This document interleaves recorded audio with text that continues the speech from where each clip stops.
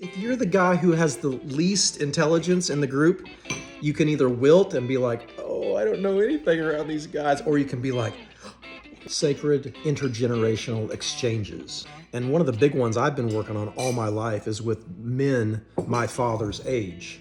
The tribal elders naturally want to see the tribe succeed. I've got to be able to move into situations where I know less than people. I have to have the confidence in myself really to like ask questions and to learn and grow and know new things. You know, they told Socrates, they said, hey man, you're corrupting the youth. He needs to repeat his pronouncements 3 times for them to be truly believed. Thank you. Did I tell you I'm rhetoric man? And my mission is to create strings of words to unify the people behind our superpower cause. Rhetoric man. I'm rhetoric man. You don't want to meet my doppelganger? Well, fuck you. I heard Jordan Peterson say a while back that until we know our own strength to injure and we are fluent in that ability, that our meekness, our gentleness means nothing. LNTEOW, LNTEOW, LNTEOW. I'm sitting here with Mike at the breakfast table. It's not quite breakfast, but and he's giving me a chance to message and to kind of crystallize my mission. Christ is the one that holds all. And so the Christ consciousness is the one that bears witness to the Christ in every other being that we encounter. One might say that Jesus is the one who showed us how to become the Christ by surrendering self. And it seems that this certain shallow river was a popular recreation area for children.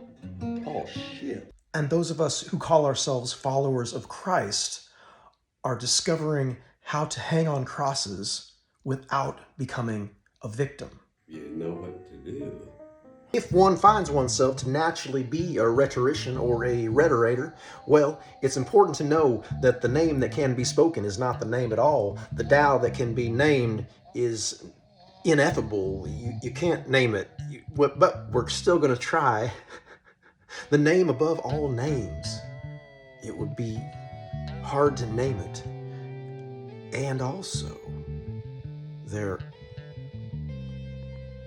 are stories that word became flesh. Hey, my name's Travelin' Trav, and I've been traveling, meeting a lot of folks. Today, I'm sitting with Mike, and we're talking about religion and politics. I think he believed in freedom of speech, and that contributed to his sentence. A name. We didn't name freedom of speech until the 1700s.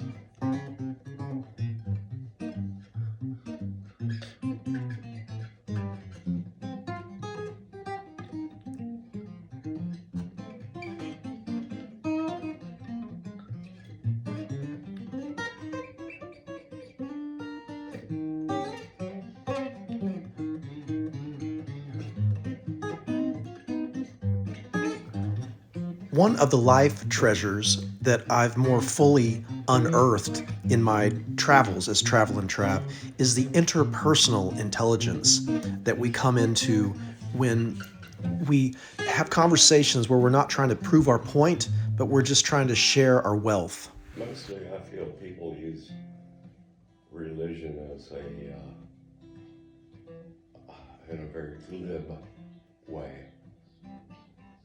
And I think what I realized is that you obviously didn't fill that model, but I was reacting as though you were being glib when you spoke to me about religion earlier, and then that's why this dissonance about Holy Spirit, and that you were recalcitrant to naming it, which you shouldn't have hesitated one split second, but that's on me. That's on me. Thank you very much, brother. Thanks, Mike. Help me grow. Not everybody's superficial, I guess. Well, You know, I shouldn't jump to that conclusion so quickly. I mean, this wasn't the religion thing so much, but in addition to the JFK thing.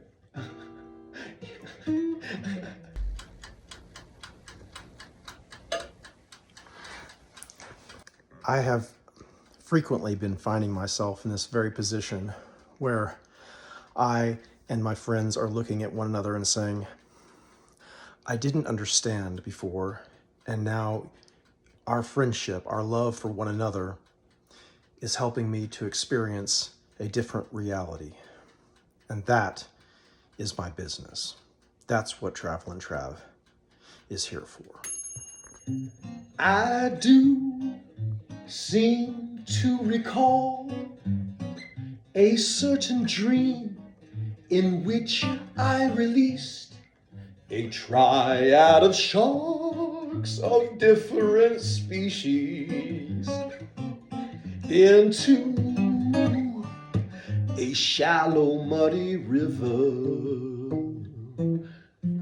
And it seems that this certain shallow river was a popular recreation area for children. Oh, shit. This is Travis standing up in his lips, and this is T for Travis. You know, they told Socrates, they said, hey man, you're corrupting the youth. You got a choice, brother. You got exile or hemlock. I don't know. I wasn't there. That's just the story I heard.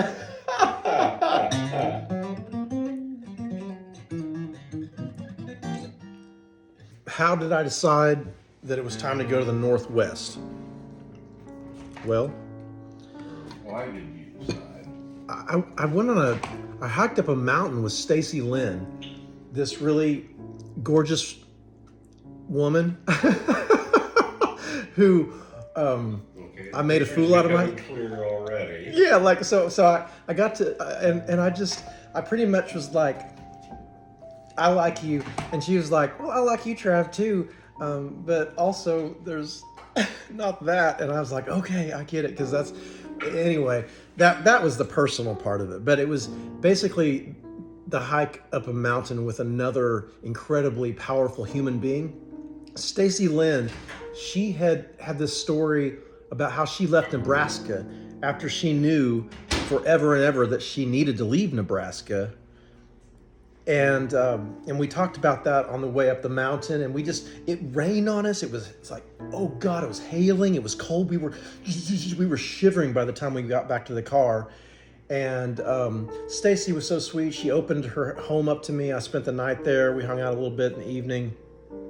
And when I left her home that morning, I was heading south, and I thought, if I take a right here in Espanola, then I will, within a few days, I'll be in the Pacific Northwest. And I had always felt this calling to go to the Pacific Northwest, and I had put it off and put it off and put it off because I didn't want it to be trite or just me trying to get something done. But I just truly felt in my heart that it was really important, that right now was the time to get to the Pacific Northwest. And what I discovered out there in myself and in others and in nature was incredibly informative. I met so many people. I served up and down the coast between Depot Bay and Lincoln City, giving rides, making meals, just being enlightened and enlightening my brothers and sisters. I was in Bend, Oregon. I met Sierra there, who just blessed me deeply. There was Born Again, what was his name? Born Again Mystic. He was in Bend. I met that guy. Man, we had a couple of meetings together. God, there were so many people at that Drake Park in Bend, and I just set up shop and I just started playing and practicing. Starting 2 years ago in September, when I met you in Hafer Park, I was speaking to you then about this vision I have for bringing music and service with music and practice in parks. So the trip to the Pacific Northwest turned out to be a real confirmation. I found a lot of strength in myself. I ran out to the forest when I had to, spent some beautiful time in my van down by rivers, just like Chris Farley's sketch. Yeah. And it's like, I survived in Seattle for longer than I ever had in a big city. There has to be places to park where home free people can park in their vans, and they have that. Cities are the hardest, and then there's the most remote places where I go for recovery. But you can only stay out there so long because I'm not like living off the land. I have a cooler with ice and my canned food and water. So as far as the question goes, like where's Traveling Trav going, or I mean, my God, there's the mountaintops, there's the valleys, there's the towns, the cities, the villages, and then those desolate spots. The communion that I have with other people, I definitely have a heart for people who speak spiritual language. It's easy for me to connect with people who speak Jesus language, Christ language, and so I love that communion. And then I also love meeting with people even who are averse to that kind of language, and then finding that communion, because for myself, Christ is the one that holds all.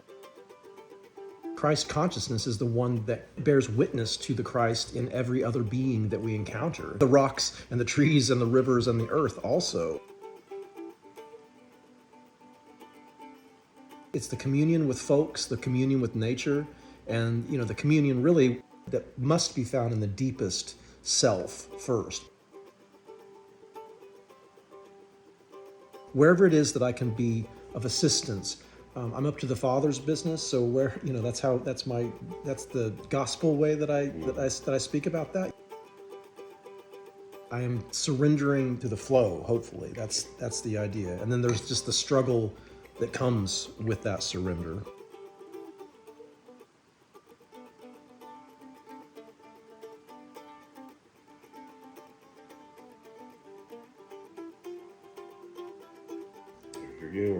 Yeah, man. A 2-year-old will fuck with you. No, don't put it past a 2-year-old to fuck with you, man. They will. I'm sitting here with Mike at the breakfast table. It's not quite breakfast, but and he's giving me a chance to message and to kind of crystallize my mission, and I really appreciate that. I am Rhetoric Man. I am employed by the superpower associations to string together, meaningful strings of words to motivate the people behind our superpower causes. Rhetoric Man. You don't want to meet my doppelganger. Have you read Mother Night by Kurt Vonnegut? There's a rhetoric man in that story. Propaganda, words, stories, and the stories that we tell to convince other people of our worldviews. Interesting stuff. You're talking about the limitations. No, the caterpillar from Lewis Carroll. The caterpillar from Lewis Carroll. I tell you 3 times, it must be true. If you repeat things, people start believing it. I mean, if I say the same thing to folks over and over again, whether they think about it or not, they'll start to repeat it themselves or believe it. It's not a rational thing, I'm not sure, or pretty sure it's not a rational thing. Yeah, that's important. I mean, so if we're going to be using words, we kind of need to choose the words we're using. And if we know we're telling ourselves stories, then what are the Rhetoric Man is for? That's what Rhetoric Man is for. To Choose his words.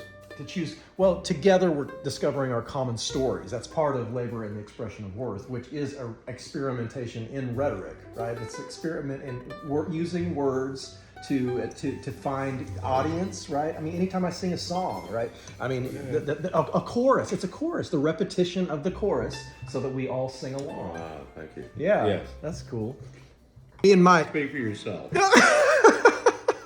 I was about to say me and Mike were the Leewits, but he was like, "Speak for yourself." Anyway, he's the one who informed me of the word Leewit.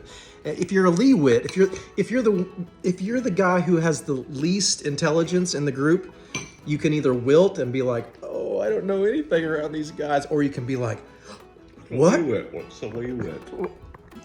What's a Leewit? What is a Leewit?"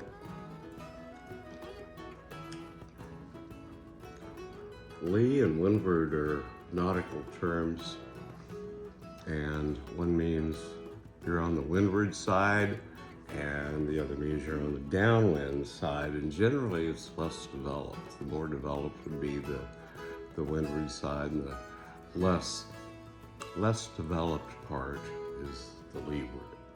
And in this case, the leeward is less developed intellect. Yeah, right. You're a fortunate leewit if you end up around folks that are smarter than you, or more talented, or know more shit, or if they can build a You fire. can't help being around people that know more. Right, yes. And then there's, I mean, part of my work right now too is moving past the situations where I'm not going to be able to grow anymore. Moving past relationships that are inherently going to hold me back, right? That are inherently going to kind of put me in that place of being less than I know I'm capable of being. So I've got to be able to move into situations where I know less than people. I have to have the confidence in myself really to like ask questions and to learn and grow and know new things. And I guess where this started in part is I was commenting on the gratitude that I was having for the work that you and I, Mike, are doing together. Just our ability to come into that common space and respect one another's worldviews, ideologies, and understanding of the world, and then help one another to grow in that space. That's labor in the expression of worth. And if there's anything I'm trying to promote, it's that together we discover. It's this interpersonal intelligence